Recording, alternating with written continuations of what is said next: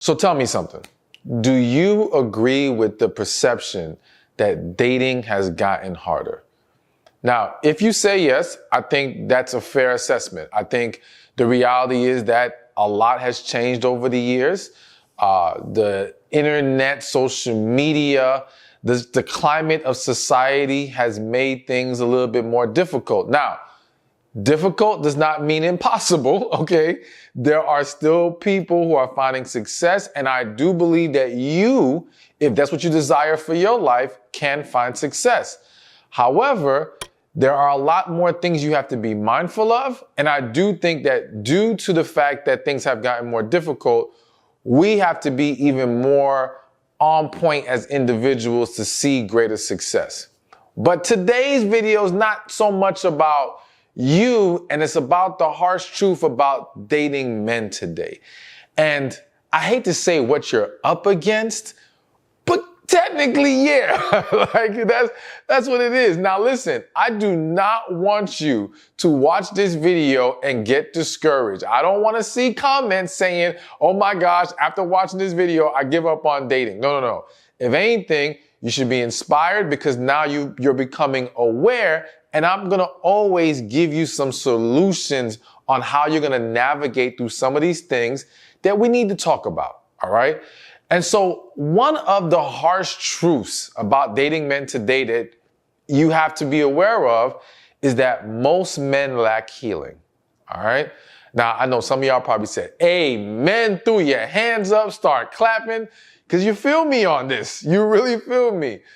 And let me make clear, I'm not making excuses for this. I'm explaining the fact that a lot of men, a lot of people are coming from broken homes, dysfunctional homes. And let me be clear, a broken home isn't simply, as some people may say, a one-parent household. No, a broken home is a home that is filled with negativity, dysfunction, lack of structure, so on and so forth, okay?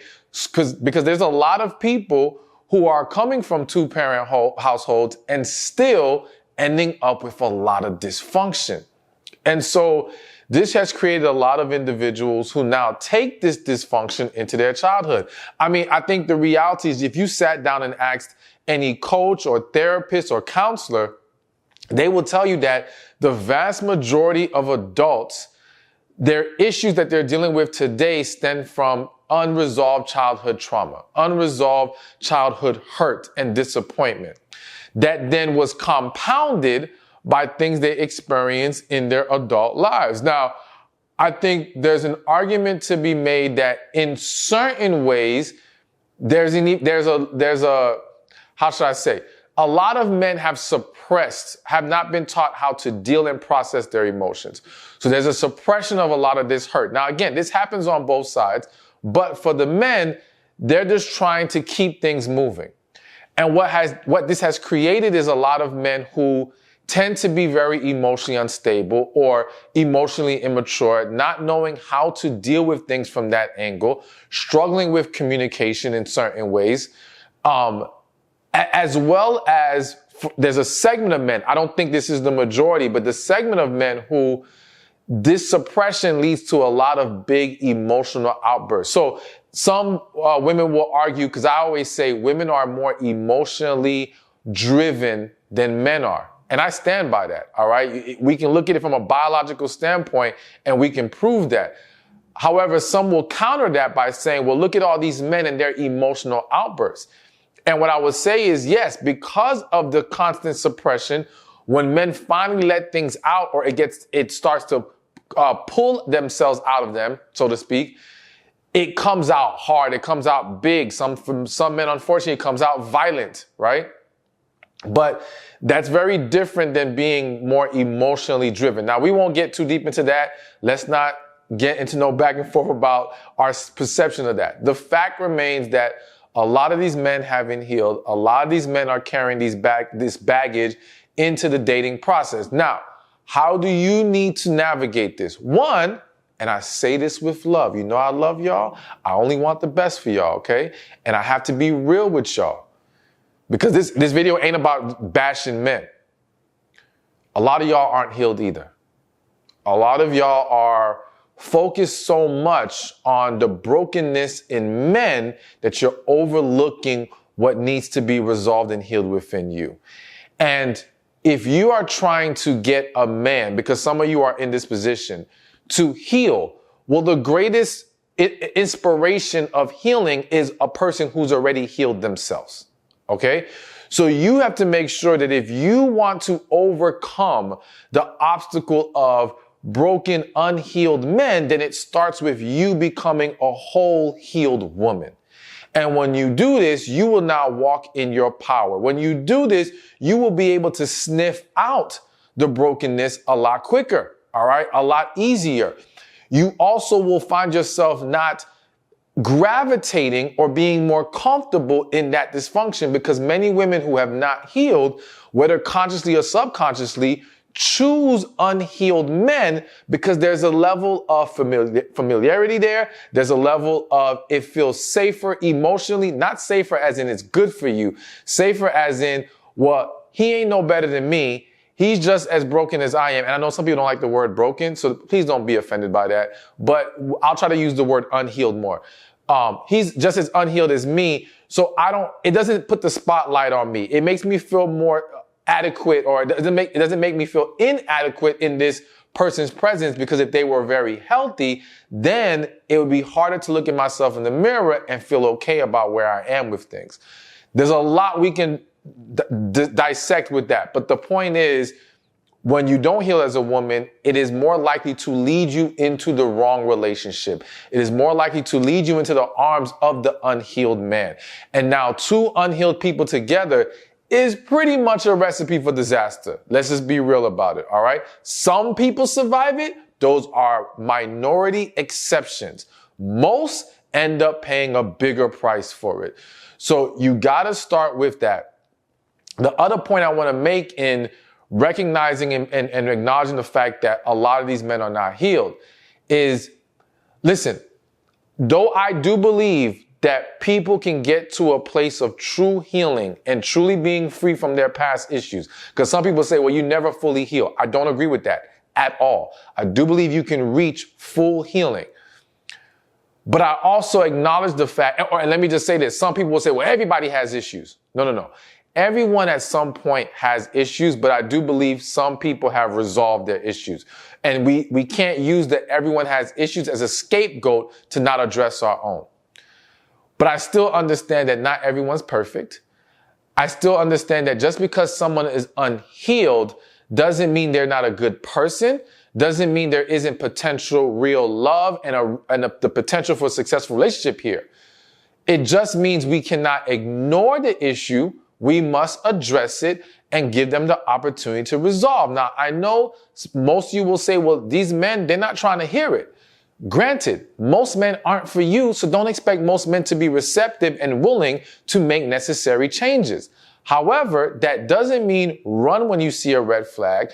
That doesn't mean don't address it, because there is a man who's going to be willing to hear you out and address it. Now, a great way to make him feel more comfortable in addressing it is, again, don't make it all about he has issues, especially when you haven't healed yourself yet. Just make it about, hey, these are things that we can do to improve this relationship. And as individuals, things that we can work on, and include yourself in those things that need to be worked on. That allows someone to feel much more comfortable in that process. But there are men, especially when they're serious about being with this woman, who are going to be willing to hear you out if you deliver the addressing of the issue with love, with compassion, with understanding, not with judgment, not with attacking, not with accusing, not with projecting negativity or a negative outcome on that man. All right. And by doing it the right way, you will be able to see, okay, is this a man who can receive proper correction?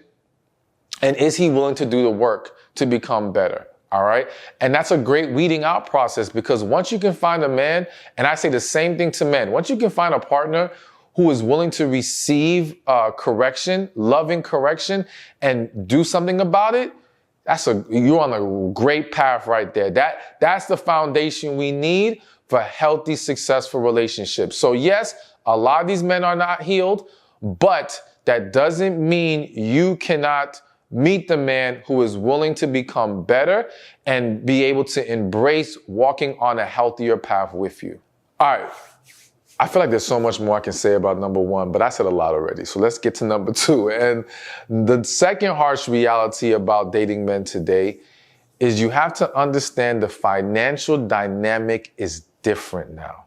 Okay? Now, before y'all get a little tight, okay?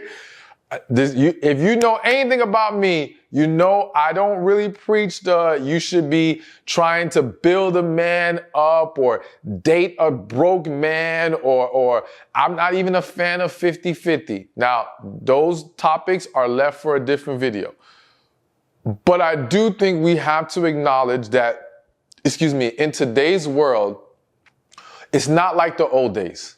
It's not like when men were just in the workforce, therefore creating a bigger pool of men that's making the money. The workforce is now more shared between men and women. There are a lot more women making money now. Now, here's a reality. Y'all can correct me if I'm wrong, but to my understanding, because a lot of women think now that women are out earning men. That's not true. On average, men still out earn women. Okay? So on average, the man you meet is still going to be making more than you. However, I think that, I don't know if it's due to social media. Social media plays a role. And due to what I believe is a lack of financial understanding, and I say that respectfully, and I'll elaborate some more in a second. Due to a greater financial understanding, we are focusing on the wrong things, and many women are dismissing the man who may be closer to the average salary. Now, I know immediately some people are going to say, Stephan, you can't be making no life with nobody living on this average salary where I live. And don't get me wrong, some of y'all do legitimately live in places that are very expensive. And if he's only making, I think the average for a man is like 47,000. I could be wrong on that, but it's somewhere in that area. I get it. That can seem like, no, that's not going to be enough. However, that's not always true. All right. I think a lot of people, if they were properly looking at living at their means or slightly below it, and not below it in a struggling type of way, I can't have a happy life, but just there's certain things that we don't have to be spending our money on, or that can be wasteful. If we become better money managers, we would realize in many scenarios, that we have more than enough than we realize. Okay. I know of men who live in that range of finances and they live a good life, believe it or not. Now, also, yes, where you live is going to be a factor, but here's part of the financial understanding I feel that we are lacking, and I want a lot of women to understand. Many of you are too focused on the amount the man makes and not the way the man manages his money. Okay? So there's a statistic, and forgive me for not always brushing up on certain statistics before I jump on this camera, because I get on here and I just flow. I just let the spirit just flow and say what needs to be said. And then sometimes I didn't study the facts before I got on here. Anyways, I believe it's roughly, you can look it up. There's a statistic that says, I think 38% of people making, I'm going to start high here, 250 grand a year are living check to check. All right. And I think it's even higher percentage for those making over 100 grand a year. So what that says is that, listen, the amount someone makes does not define their true financial position, because many people are poor money managers, all right? Or many people may have acquired a lot of debt before they started making money, and they're going to need a few years at this salary before they can dig themselves out of that debt hole. And unfortunately, some don't even dig themselves out of that debt hole. They add more into the hole. Anyways, quick little story. I remember I met a guy when I was walking down the street to the gym, and he was, I believe, a truck driver. And I think he was making 70 grand a year. But he's been driving trucks for 7 years, lives below his means, was saving, This man had his own house, had investment. He was set up nice. And his whole mentality was, I want to find a wife and I want to be able to provide for her and I want to give her the option to not work. Now, there's a lot of people who will hear 70,000 and say, that's not enough money. But they're missing the fact that his financial standing due to savings, due to the fact that he's been making this money for a while, due to the fact that he lives below his means he's in a better position to provide and pour into a woman in that way than some dudes, a lot of dudes making over $100,000. So we got to be careful with how we are evaluating this. All right. We have to take more into consideration. We have to also understand that sometimes, the salary is not going to be as bad if we're trying to live maybe in more the outskirts of a major city rather than in the major city. Okay. Now, there's a lot more to discuss. I am not a financial advisor, so don't get all your information from me. Go talk to a professional, but I do want us to expand our understanding of finances, financial positioning, what sets someone up better than others, who is better positioned to actually join together with us in order to build that life and have financial stability. Because to me, that's the key. I'm not about you have to date a rich man, but I'm not about telling you to date a broke man either. What I encourage people and I encourage men when I speak to them is establish stability. Be able to stand on your own 2 feet so that when you join together with a woman, you are not a liability in her life. That you can be an asset, or at the very least, you're not bringing her down. All right. But things have changed. We do have to be mindful of that. I do think there's going to be situations that call for maybe an initial 50-50. And don't take it the wrong. Initial 50-50, all right? Meaning we're working towards changing that, but initially maybe we have that plan together. But again, there's a whole different video about that breaks that down. Let's continue with these harsh truths. All right. So here's another harsh truth about dating men today. And I'm going to say this, even though sometimes I'm as guilty with this, I don't like it. So I got to do better. But the next harsh truth is that texting has replaced calling. All right. Or at the very least has supplemented calling a bit too much. Okay. Now, here's the reality. This is, again, an issue that happens on both sides. There are tons of women, some of them might be you, who say, hey, nothing wrong with that. I love texting. I prefer texting. And listen, I don't want to demonize texting. I'm not saying texting has no place in today's world or in the dating world. I just think we're leaning on it too much. I think we need to be mindful of getting back to more of the natural things of, and listen, let me say this, the real natural thing is face to face. Because I don't know how many years ago it was that the phone was created, but let's just say, 80 years, 100 years. I'm probably off by a lot of years. But the point is, there used to be a time where there was no phone. You had to talk in person. You had to see each other in person. And the beautiful thing about that, as much as being able to communicate with each other and stay in touch with each other is a wonderful invention, the beautiful thing from a relationship perspective was it gave us it allowed us to have things to talk about when we were face to face, because we didn't just run through everything on the phone and now run through everything on text. But I think that not only do we need to be mindful of not allowing text to dominate our communication style in today's dating world. And as a woman, let me say this before I continue. Because I know there's a lot of women who say these men don't want to, they don't want to call. They should know they should call. Like, why are they texting so much? Understand that in today's world, texting has been around for a good minute now. A lot of these men aren't texting you because, they're just trying to not be serious. It's just what they're accustomed to. And again, the women they dated before you may have preferred that method of communication.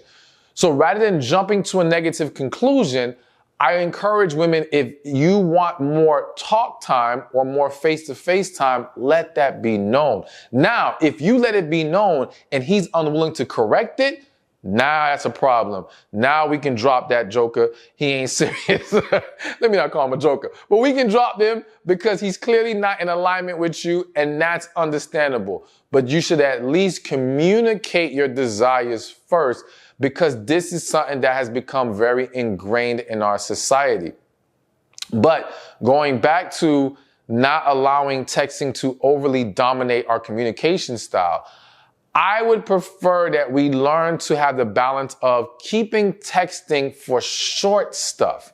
Like one of the things I don't like seeing is people who are dating or in relationships doing long drawn out discussions through text, pages of text. Like, that's not the place to communicate so much and be so expressive. All right. I'm not saying there aren't moments that might call for it, but I think that if we have that much to say, this is where we should be talking or being face to face. Texting should be the good mornings. Hey, baby, just thinking about you. Hey, can you get this from the store real quick? Like quick, easy, simple stuff. And leave the real depth of conversation for in person or over the phone. But be mindful of it. Be mindful of if you are guilty of it. Again, make sure you're communicating what you prefer. And let's just work towards that, what I believe is a healthier way of communication. And it's healthier because it allows for greater bonding. It allows for a greater level of coming together, as well as I feel that it will be easier to, I don't want to use the word expose, but it will be easier to evaluate, especially in the dating process, what kind of individual you're dealing with and if you two are truly a good fit for each other. All right, so we got more, but before I give the next one, be sure if you need any books, coaching, one-on-one, your questions answered, any resources to help you along in your dating life or in your healing process, go to stephanspeakshop.com. I got what you need, as well as if you want to come to any of my live events, I'm currently on tour, you can check on the events tab, live events, and get your tickets. I may be in your city, so check it out. So again, go to www.stephanspeakshop.com. All right, so we're on to the next harsh truth about dating men today, and this one y'all may not like. But again, we gotta be real with each other. So the next harsh truth about dating men today is that there are a lot more options for highly desirable men. Here's the reason why I feel the need to bring this up, okay? One, understand there's a difference between desirable men and the man who is best for you. The difference is desirable man is the perception in your mind of what you want or what many women want, what you're trying to go after. And that isn't to say that there's something wrong with that. That isn't to say that the man who is best for you can't end up being just like that desirable man you picture. But many times, who is best for us, and when I say best for us, who we're going to genuinely be happy with, who we're going to be able to have a successful, healthy relationship with, may not always fit the exact package we create in our mind. This goes for men and women. And that's why I'm such a pusher of connection, because I believe that that's where our focus really should be. Now, again, I know a lot of people, when they hear me say stuff like that, they just think it's going to be like some type of partner, some type of guy they don't really want, but they should be with. That's not what I'm saying. No, I'm saying that you will have a genuine desire for them, a genuine attraction, all that will be there. But what you think that's supposed to look like may not be what it actually looks like, completely from head to toe. And I'm not talking about just physical appearance. I'm talking about the overall package. If you sat down with a lot of happily is the key word, married couples, they can attest to this. They can tell you, like, yeah, there was some differences here. There was some things that they thought, like, I remember one woman who said and I'm not saying this applies to you, she says she thought she would never date a man shorter than her. But the man she ended up falling in love with is shorter than her. And she is happy. She's genuinely happy. She found her short king, right?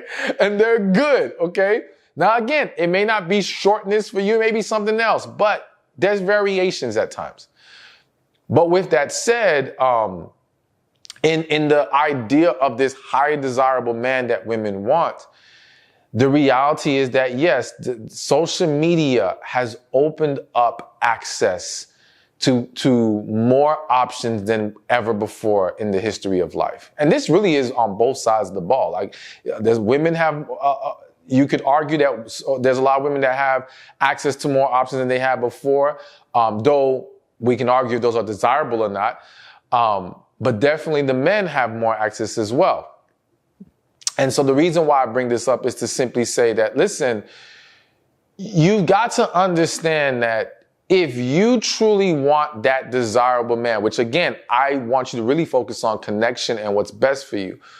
But if you're trying to aim for a certain kind of man, you really have to tap into what that kind of man desires. Because I cannot tell you how many times I've sat down with women who break down the type of man they want, but they're not tapping into what that man would want in return. And they can't understand why there's this disconnect. They can't understand why they're experiencing frustration in the dating process, or why they're meeting men that are far beyond what they're aiming for. Okay? And so, again, this applies to both sides. Everyone has to be willing to humble themselves. Because what's essentially happening is we're saying, I want this type of partner, but I want them to accept me as I am today, like this, no changes. It don't work like that. It's almost like you saying, I want this high-paying job. And this high-paying job requires, let's say, a master's degree. But you're saying, no, I want this high-paying job, and they should accept me with my high school diploma. No, that's not how it works. They require a master's degree. If you are prepared to get your master's, okay, cool. Then you can go for that job. If you feel like it's too much to have to get your master's, you don't have to go for that. But you're going to have to change the type of job you're trying to apply for. That's the reality. But understand, changing the type of job you're trying to apply for, changing the type of man that you may picture in your head that you desire, that's not settling. It's about finding where your happiness is. Finding out where you'll be comfortable. Because in reality, in life in general, there's a trade-off for the things that we want to go after. All right, I'm going to give this one quick analogy and then we're going to move on. I remember one time I was at a job. I was working in the sales department. I was killing at the level I was at. They had a higher level, right? And I thought I wanted that higher level because it's more pay, it's more prestigious, all this stuff. So I'm killing it. Opportunity came, they're like, yo, they want to promote you. I'm like, great, I'll take it. I took it. It was miserable. I hated the new department. I was only there for 2 days. I was like, yo, this is not worth it. I would rather go back to my old department. Yes, it's less money. Yes, it's less prestigious, but man, I had more peace. I was happier. I preferred that balance. Does that mean I'm settling? No. It means I'm finding where my happiness is. And that's what I want y'all to do. So be mindful of the landscape that you're venturing out into when it comes to your dating preferences and the type of guys you want, but also be aware of where you will find your happiness and what trade-offs you're willing to accept. All right. So, this has been happening for the last several videos where I initially had multiple extra points, but I guess I'm just dragging on a little much in each point. So there's going to have to be a part 2 to this video. But anyways, let's get to the next one. And the next harsh truth about dating men today is that a lot of men are getting bad advice. Okay? Where do I start with this? So listen, with the rise of the internet, with the rise of YouTube, podcasts, all these things. And I'm not trying to call any specific one out or anything like that, because that's not how I do things. But what I can acknowledge is that in the mix, because there's some good stuff out there, but in the mix of that, there is a lot of bad stuff.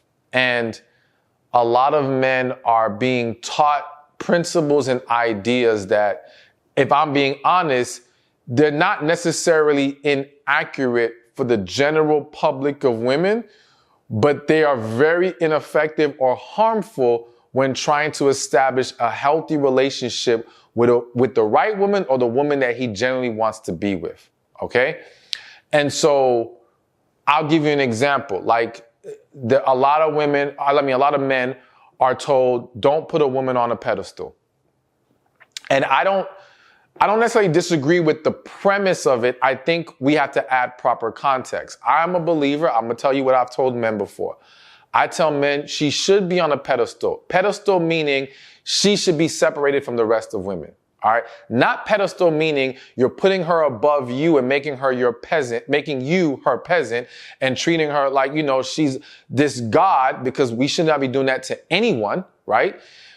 But she should be separate from the rest, and she should be made to feel special, and she should be made to feel honored, cherished, and respected in that way. However, I'm keeping it real with y'all ladies. However, if she does not honor that position, she doesn't get to stay there. Because that's where a lot of men do make mistakes with women who aren't being serious or aren't healthy enough to be with them, is that when that woman disrespects them, violates them. And I know some of y'all, let me tell you something real quick. Some of y'all really be acting like women can do no wrong. Some of y'all really act like whenever I say anything that happened dysfunctional in a relationship, that it had to be about what the man did and the man this and the man that. Stop that. Stop that. There are a lot of unhealthy women out there. There are some evil women out there. You may not know them. Maybe they're not your friends, but they exist. Okay. And these men, let me say this, a lot of good men go through the same things a lot of good women go through. All right. Don't stop with this idea that every woman is innocent and it's always the man's fault. That's not true. Okay. There's dysfunction on both sides. And so when some of these women engage in this dysfunction and that man does not respect himself enough to draw that line and say this is unacceptable, the same way I would encourage you to draw that boundary and say this is unacceptable, this is where things go left. However, the point that I want to make about the bad advice they're giving, men will hear that, and some men will take that as, okay, not only do I not put her on a pedestal, I got to knock her down a few pegs. I gotta, throw insults sometimes. I gotta make her feel insecure. And it's crazy because here's the thing. This is not even the guy who's trying to be manipulative for the sake of, I just want to use and abuse her. This is the guy who thinks I have to do this in order for me to be successful in this relationship. But that's bad advice. It's unhealthy advice. And this is why, again, I say to you guys over and over, when you see a red flag, you address it. Because there are sometimes misunderstandings. There are some men acting out of bad advice, the same way there are tons of women who have done things out of the bad advice they're getting as well. But this is a person who actually has a genuine interest. And once you actually sit down and talk to them, they will be willing to correct it with you. Okay. So we have to learn not to internalize, not to be so reactive, right? This is why I always say, pray before you react. And you know what? It's hitting my spirit. So let's talk about it. In all these things that you're dealing with men, and even when you see these red flags, what I want you to do is pray before you react. What I want you to do is pray before you make that decision of how you're going to handle this. What I want you to do is pray more than you go to your friends and your family about what to do in this situation. Let God guide you so that you understand when this is a situation that deserves another opportunity, that deserves a grace, right? Or this is a clear sign of, no, you need to walk away. But let your spirit, let God tell you that. And that will set you up for better situations. And here's why this is also hitting my spirit. Here's why this is so important. Because some of you are going to move into a marriage with a man. And I've seen tons of situations where the man is doing good, but then he makes a mistake. And yes, people make mistakes. And rather than remember the good he's done and understand this is a mistake, and I know some of y'all are saying, but Stephan, there's some mistakes that just, no, you can't let that go. Hear me out. Don't process this through your own feelings right now and understanding. There are some things that are even beyond your understanding right now, correctable, okay? And the only way for you to know that and to understand that and to realize how you need to approach it is by going to God first. So many people have this thing happen in a relationship that can be repaired. And what they do now is invite broken friends, no disrespect to them, but broken friends, broken family. Oh, forgive me. Unhealed friends, unhealed family members, okay? Lord, forgive me again. Unhealed pastors. That's not shade to pastors in general. That's just saying I got stories for y'all of people who went to their pastor and their specific pastor caused more problems. And it was clearly coming from an unhealed place. Unhealed therapists, unhealed coaches, unhealed people. None of us are perfect. That's why I tell you, I don't even want you just to take what I say. Now I'm healed. I'm just letting you know I'm healed. but I'm still human. I'm still human. I don't get the final say so in your life. I should not. I want you to take what I give you and go to God in prayer and then confirm, is this for you? Should you apply it and move from there and let God guide you? And if you do that, you will be more successful and all these harsh truths won't be that harsh no more because you'll be able to navigate through it all and receive the man who is truly best for you. Thank you for watching this video. I pray it was helpful to you. Be sure to watch this one over here on the 5 ways women make themselves look desperate. So if we don't really like someone, them blowing our phone up is annoying as hell, okay? We're gonna view them in a very negative light. It's like, what's wrong with them? And we will slap that desperate